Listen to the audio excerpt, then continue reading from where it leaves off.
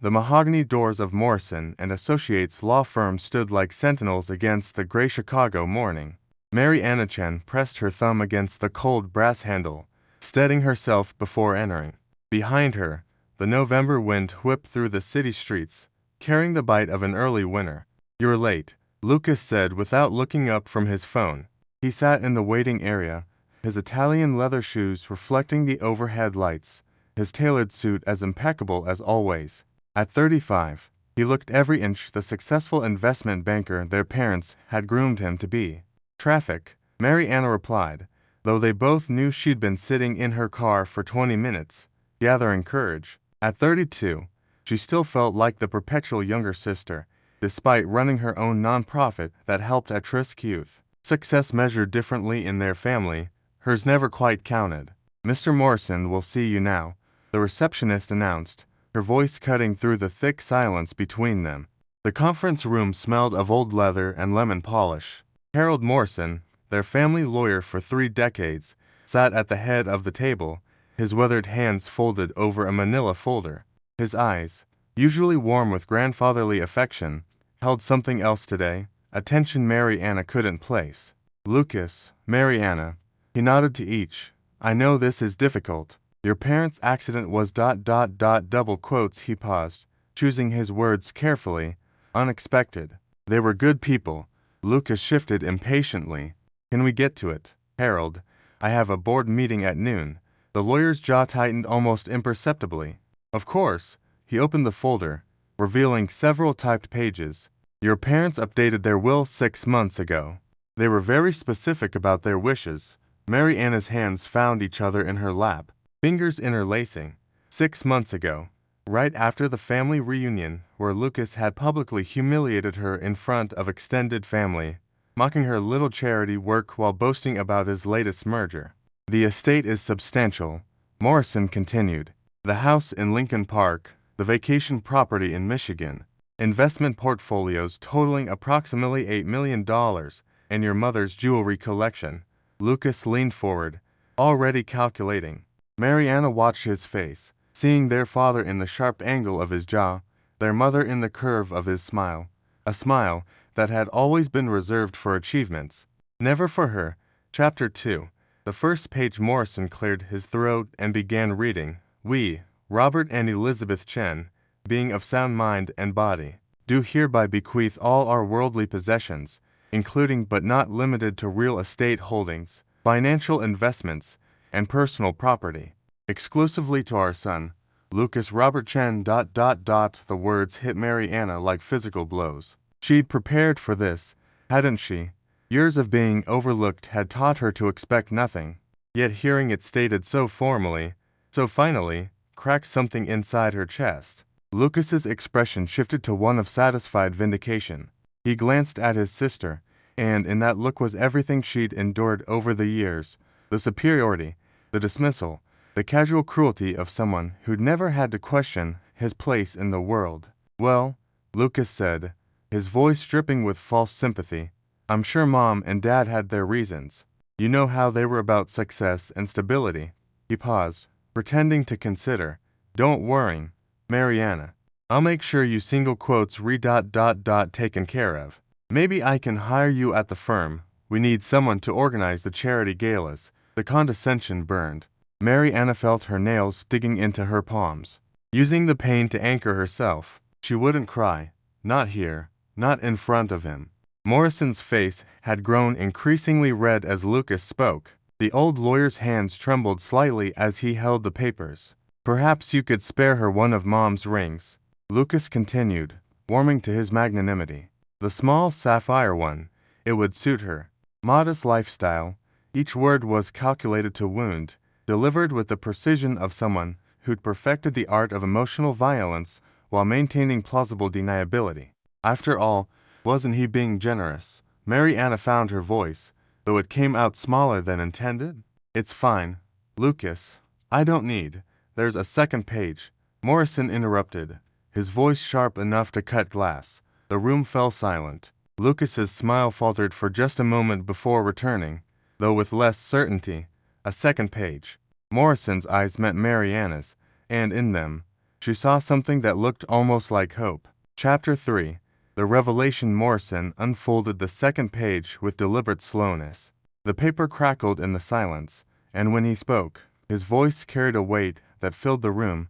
However, this bequest comes with a non-negotiable condition. If, upon hearing the first part of this will, Lucas demonstrates arrogance, contempt, or cruelty toward his sister Mariana, behaviors we have witnessed too often in life but hoped would change, this clause immediately revokes all previous bequests. In such case, the entirety of our estate shall pass to our daughter, Mariana Elizabeth Chen. With Lucas receiving only a personal letter we have left in Mr. Morrison's keeping, the color drained from Lucas's face.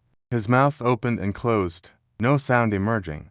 For the first time in Mariana's memory, her brother looked truly lost. That's ridiculous, Lucas finally managed. You can't. They can't do that. I'll contest it. This is emotional manipulation. Morrison's expression remained steady. Your parents anticipated you might feel that way. They had 3 psychiatric evaluations confirming their mental competency when they made these changes. They also had the entire will signing videotaped. Would you like me to play the recording?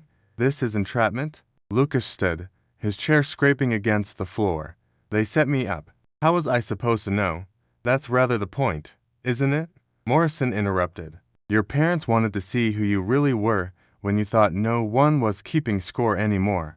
Mariana sat frozen, processing. The room spun slightly, and she gripped the edge of the table.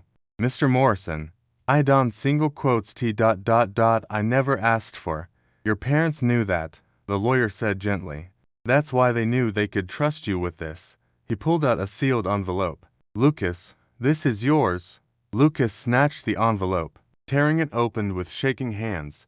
As he read, his face cycled through emotions, denial, anger, and finally, something that looked like fear. What does it say? Mariana asked quietly. Lucas's hands trembled. They knew about the money I took from Mom's account when I told them it was for that investment opportunity. About the lies I told to keep Mariana from getting the recommendation letter for graduate school. About double quotes. His voice broke. About everything. Chapter 4. The truth in writing. Lucas sank back into his chair, the letter clutched in his hands. Morrison quietly placed a box of tissues on the table, though neither sibling reached for them yet. Read it out loud, Mariana said. It wasn't a request. Lucas looked up at her, and for once, the mask was completely gone.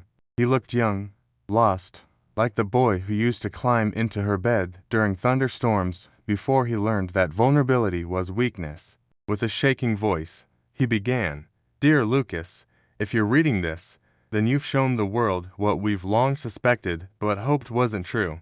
That success has hardened your heart against your sister.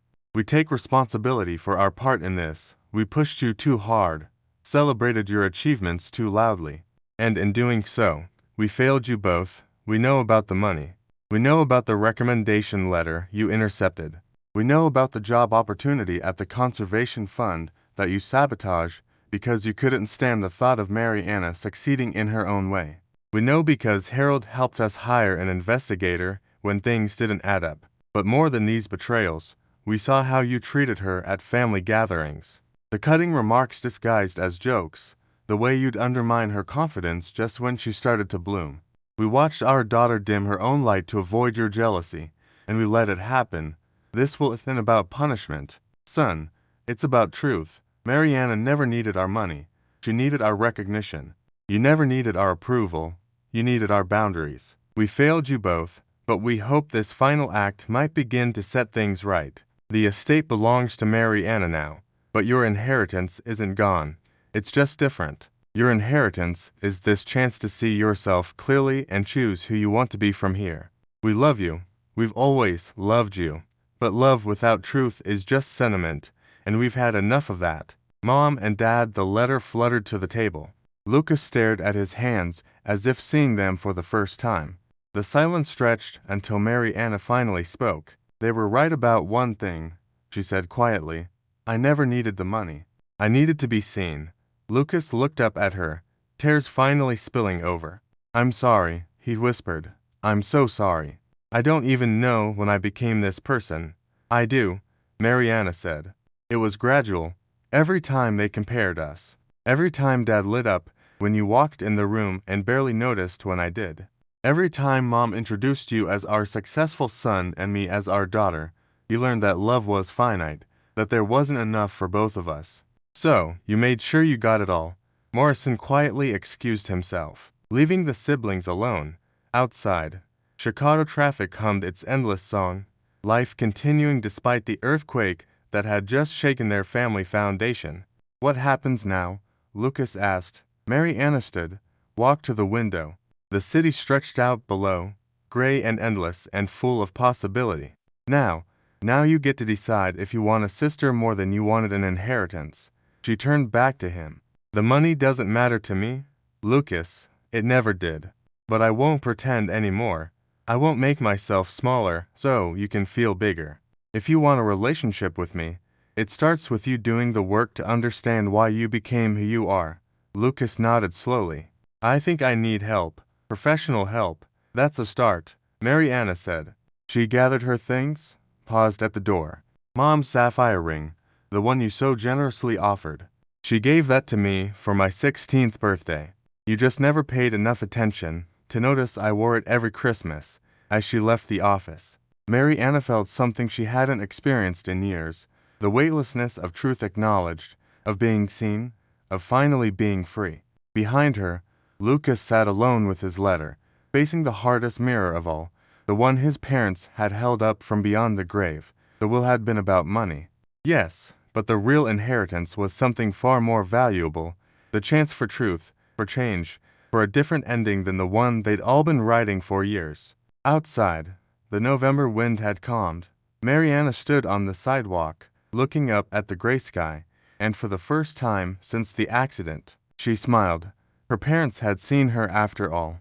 They'd just been waiting for the right moment to show it. In the end, justice hadn't come from anger or revenge. It had come from love, complicated, imperfect, truthful love. The kind that sees clearly, acts wisely, and sometimes knows that the greatest gift you can give your children is the mirror they need to truly see themselves. As she walked toward her car, her phone buzzed, a text from Lucas. Can we start over? She typed back, we can try. And in that trying, in that space between what was and what could be, lived the only inheritance that truly mattered, the possibility of change. 6 weeks had passed since the will reading, and Mariana stood in the doorway of her childhood home in Lincoln Park, keys heavy in her hand. The Victorian townhouse loomed before her, its burgundy brick facade unchanged since her youth, though everything else in her life had shifted seismically. You sure you want to do this alone? Her best friend Rachel asked from the porch steps. I can come in with you. Mariana shook her head. I need to face it myself. But thank you for driving me here. The door opened with the same creak it had made for 30 years. Inside, the November afternoon light filtered through her mother's lace curtains, casting familiar patterns on the hardwood floors. The house smelled of lemon wood polish and that underlying scent that was uniquely home, something she could never quite name but would recognize anywhere. Her footsteps echoed as she walked through the front hall. Everything remained exactly as her parents had left it the morning of the accident. Her father's reading glasses sat folded on the side table. Her mother's coffee cup, washed and turned upside down on the dish rack, waiting for a morning that never came. Mariana's phone buzzed. A text from Harold Morrison. The grief counselor I recommended has an opening Thursday at 2 p.m. Shall I confirm? She typed back a yes, then silenced the phone. This moment needed no interruptions. In the living room, she found herself drawn to the wall of family photos. There they were, decades of Christmases, graduations, family vacations. She studied them with new eyes, seeing now what she'd been blind to before. In every photo, Lucas stood front and center, their parents' hands on his shoulders. She was always slightly to the side, present but peripheral, like a moon orbiting their solar system. But then she noticed something else. In the candid shots, the ones taken when no one was posing, her mother's eyes often found her. A snapshot from her college graduation showed her mother watching her with an expression of such fierce pride that Mariana's throat tightened. How had she never seen it before? The doorbell interrupted her thoughts. Through the peephole, she saw Lucas standing on the porch, hands shoved deep in his coat pockets, looking more uncertain than she'd ever seen him. She opened the door but didn't invite him in. "What are you doing here?" "I saw Rachel's car," he said. "I figured you were finally coming to look at the house." He paused, seeming to struggle with his words. "I've been seeing someone. A therapist. I mean, Dr. Weinstein." She single quotes "She's helping me understand things." "That's good," Mariana said carefully. "Can I double quotes?" He gestured toward the interior. "Could I come in? Just for a minute?" She stepped aside, and he entered, his movements tentative in what had once been his domain. They stood awkwardly in the foyer, two strangers wearing the faces of siblings. "I've been thinking about that summer when you were 10, Lucas said suddenly. "Do you remember? You'd won that science fair, and Mom and Dad threw you a party? I told everyone you'd cheated, that I'd helped you with the project." Mariana's jaw tightened. "I remember. You hadn't cheated. I knew that. But I couldn't stand seeing them look at you the way they usually looked at me. So I made sure they doubted you instead." His voice cracked. "You were 10 years old, and I was 13, and I was already so twisted up with jealousy that I couldn't let you have one moment. Why are you telling me this now? Because Dr. Weinstein says I need to acknowledge the specific hurts, not just make blanket apologies. Because I need you to know that I know what I did. All of it." They moved into the living room, maintaining careful distance like boxes between rounds. Lucas's eyes found the same photo wall, and his face crumpled slightly. "I've been having dreams about them," he said. "Sometimes they're angry. Sometimes they're just disappointed. Mom keeps asking me why I couldn't just love you. And I don't have an answer. That doesn't make me sound like a monster." "You're not a monster," Mariana said quietly. "You're just someone who got lost." "How can you say that?" After everything, she considered the question, sinking into her mother's favorite armchair. "Because I choose to. Because holding on to hate would make me into someone I don't want to be. Because our parents gave me more than money, Lucas. They gave me the freedom to choose who I want to be without you defining it for me." Lucas sat on the couch, his posture defeated. "The money's all in trust now. I can't touch it even if I wanted to. Not that I would." He added quickly, "Morrison made sure everything was transferred properly." "I know. He's been very thorough. What are you going to do with it all?" Mariana had been thinking about this for weeks. "I'm keeping the house, not to live in, but to transform it. I'm turning it into a transitional home for young adults aging out of foster care." Mom would have liked that. Lucas's head snapped up. "You're giving away the house, not giving it away, repurposing it. The foundation will own it, but it'll serve kids who never had what we had. Even with all its complications, we had a home. They deserve that chance to. And the money. Expanding my nonprofit. We're going to offer full scholarships, mentorship programs, mental health support, real comprehensive help, not just Band-Aids." She paused. "I'm calling it the Robert and Elizabeth Chen Center for Youth Development." Lucas was quiet for a long moment. "They'd be proud of that." "I hope so." He stood to leave, then turned back. "Mariana, I know I have no right to ask, but could I maybe volunteer at the center? Not in any decision-making capacity."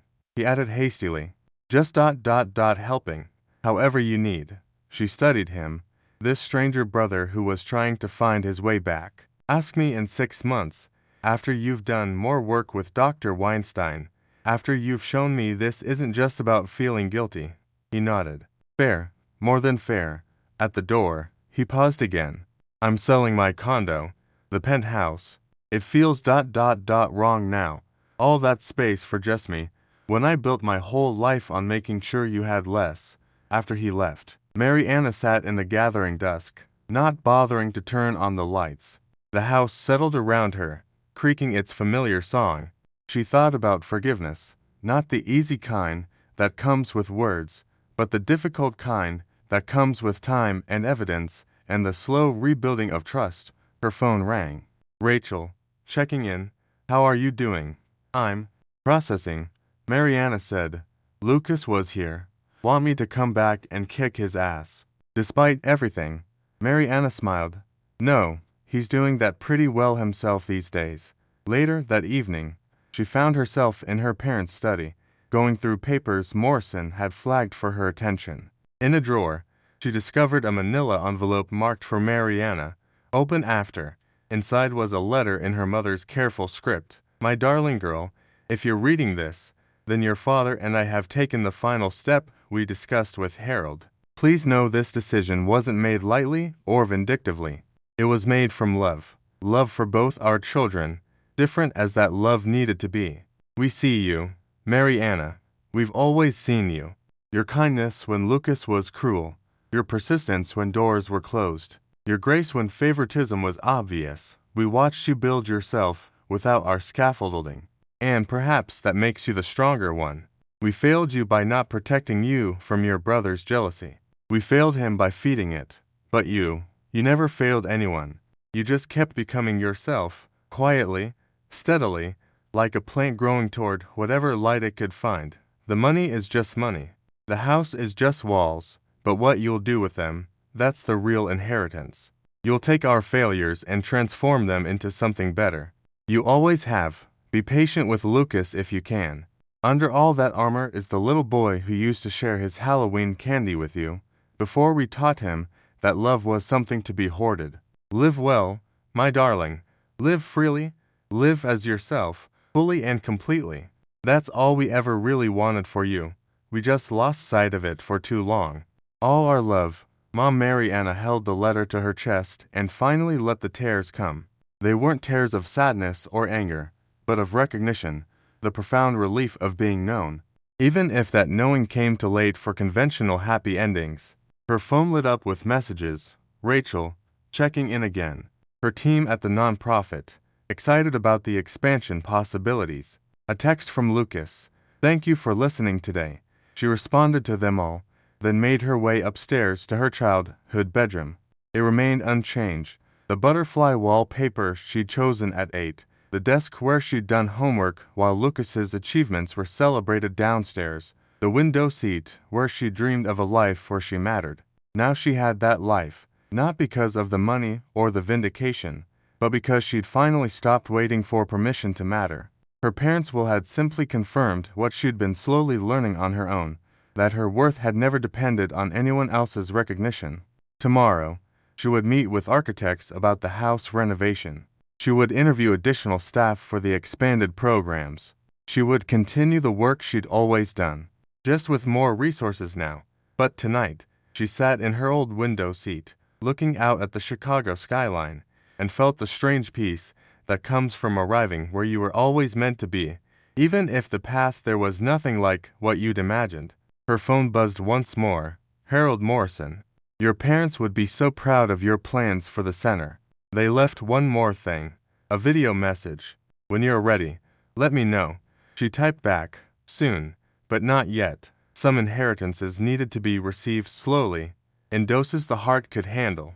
For now, it was enough to sit in this house that had held so much pain and possibility, and know that she had the power to transform it into something new.